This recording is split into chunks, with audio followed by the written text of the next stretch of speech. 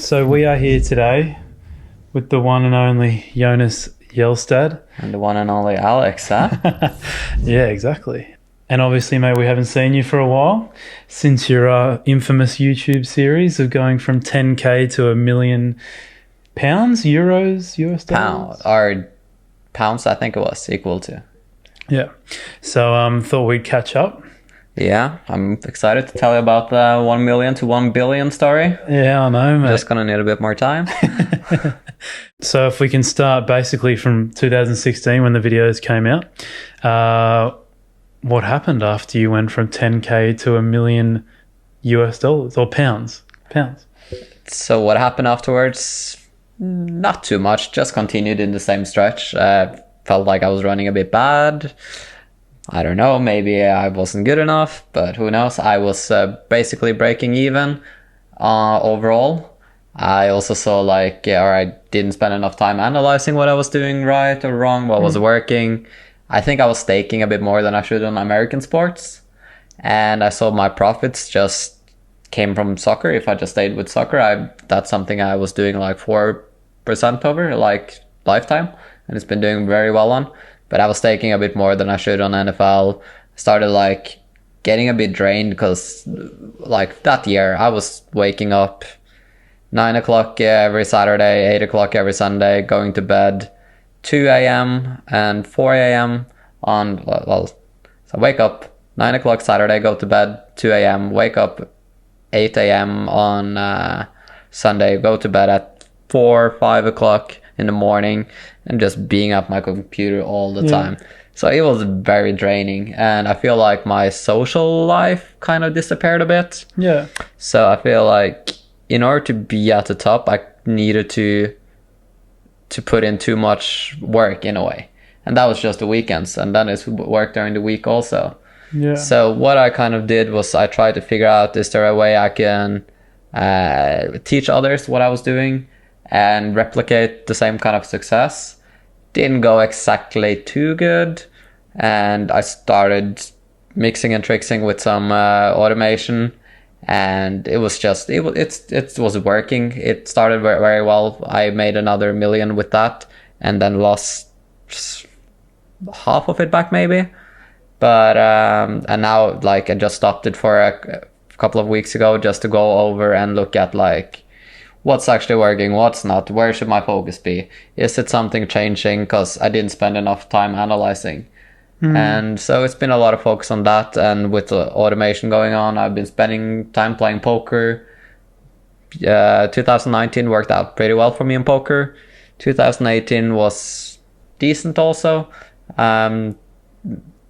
But I also done many things that I wish I did different in terms of investing in other companies, investing in maybe the wrong people, and being too generous with borrowing money to people who I think had more money, and I kind of burnt some bridges there in a way.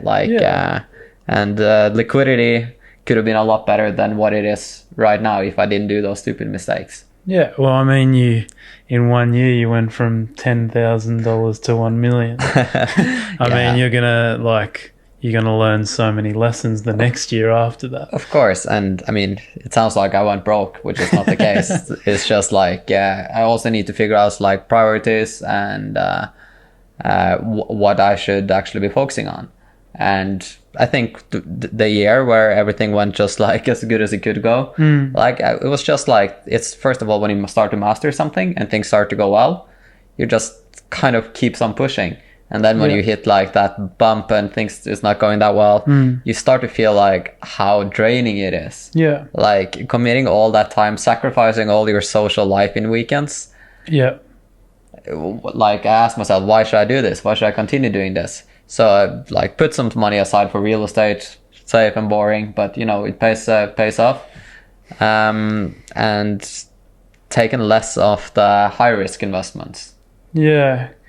Because I did notice that in some of the videos was that you were saying like, people were basically saying, although I think the interviewer asked you like, do you feel like you're lucky or whatever, and you're like, well, not really. Like I worked very hard for this, and it sounds like it was it got a bit draining in the end that you worked so hard. Yeah, I mean, draining in a way. Like at that point, I think it was all about building up enough capital to kind of do some investments and not care that much about how much you have liquid as long as you're properly invested. And it kind of gets to a point where you're just like, do you really want to grind out and sacrifice all of your life just to get a bit more? Like in one point, like you started, or at least I did, like didn't feel the motivation, the happiness that I had from it when I started. So I kind of started prioritizing a bit other things. And right now, yes, I got some other projects that I'm working on also. And I feel like whenever you start something new, you always, or at least for me, it's just the excitement, seeing how you can start from the bottom and then just like work your way up and understand more and more of something. That's what really was appealing to me. And as like what I've done with poker and betting is kind of self-taught. It's always also fun, like now, like when you start a network, you meet people from different industries and you start to think, oh, maybe this is something interesting for me. So we'll see how the next venture goes. So yeah, like you're obviously saying that you obviously had quite a successful year in your first year, the documentary. Like how much do you think you overachieved and above your like expected value? It's hard to say. Like I don't remember exactly my return for every bet that year. But I remember I checked like from, I think it was October to January.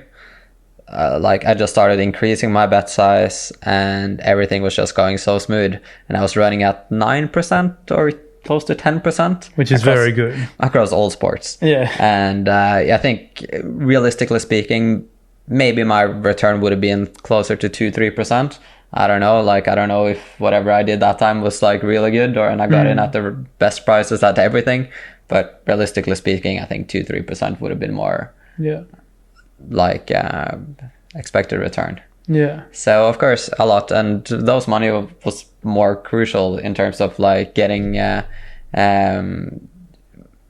proper bankroll and can take risk with other things also. And it's like I did some investments outside of sports betting also, which also was going very well. So it's kind of like everything I touched just turned to gold. And whenever you're in a steam like that, it's hard to kind of figure out what's reality and what's not. So I think like after that, when I started just hitting the, like I had like a downswing, I don't know how much I lost in total. But like I think I earned about $2 million in 4 or 5 months in all the investments combined. And then I think I dropped like 700-800K back because it was just like taking whatever I could think of being good. It was like I just didn't put money in it and it turned out to be good.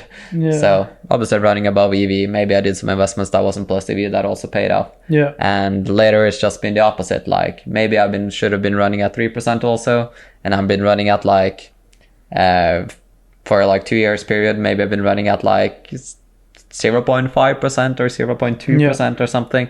So it's just like breaking even over a long stretch. So for that reason, like I just decided, okay, I need to do a change in order to like get to some place that I can also continuously doing and not being the one who has to put in and sacrifice all of my weekends in order to get any result out of it. Can you talk a bit, like explain to everyone what it feels like? Because I personally, like anyone that's seen my video series, me going from 1,000 to 2K, and I've made a bit since, like I think I get a bit excited. I'm like, oh, look at all this profit coming in. But I couldn't imagine your situation, like going from 10,000 to 1 million. Like, can you explain like how that felt internally? Like, you seem like you're very composed and you look at everything like statistically and analytically, but like surely like there's a bit of emotion in you that's like, this is amazing. Like, of course, like $1 million is a lot of money. I think however, like my goal with poker and sports betting was enough to make enough money so you can invest them and have passive income to be set for life. Yeah. And then, you know, I'm still in my 20s, and I think I had a goal to be, before I get to the 30s, was to be financially independent. Yeah. And have some high risk investments in companies, have some safe investments in real estate, and of course the crypto. The Bitcoin, the pension fund. No, so I went in crypto also. Probably worst time ever. At least I timed it 1 week better than peak, so I got in when Bitcoin was about 14k. The stupid thing was that I invested a bit in altcoins also, so I lost a bit or decent amount there. But I'm still holding on to my Bitcoins, and now that the Bitcoin hype is over, I really believe that Bitcoin is going to come back up again. Okay. So I'm like, to this day now, I'm still actively buying Bitcoins. Yeah. So I think Bitcoins is actually a really good investment at the price now. Okay. So, but I mean, it's high risk. Yeah. I wouldn't recommend anyone putting a high percentage of their net worth in it, unless. So when did you first invest in that? So January, was it 2018? Yep.